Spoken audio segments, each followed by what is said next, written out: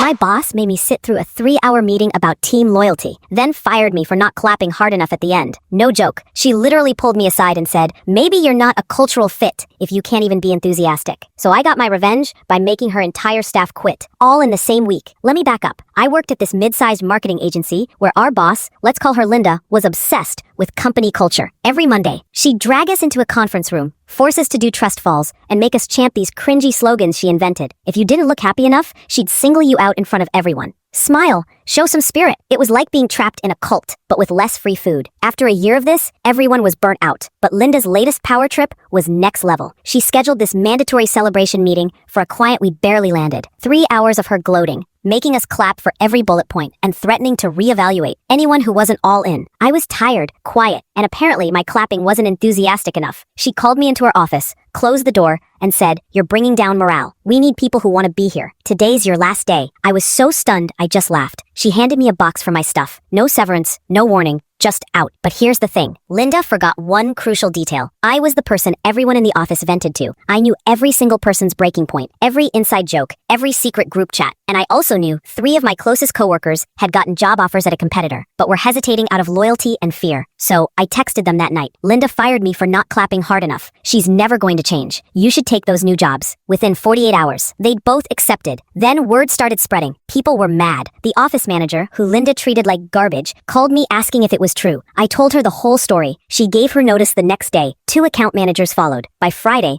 Linda had lost 6 people, including her most senior team. I heard through the grapevine that Monday's culture meeting was just Linda, 2 interns, and a mountain of resignation letters. The best part? The competitor that hired my friends ended up landing the client Linda was bragging about because her best people left and took the relationship with them. Now Linda's on LinkedIn, pretending she's consulting. I don't regret a single thing. If you build a toxic empire out of forced smiles and fake loyalty, don't be surprised when it all crumbles the second you drop the mask.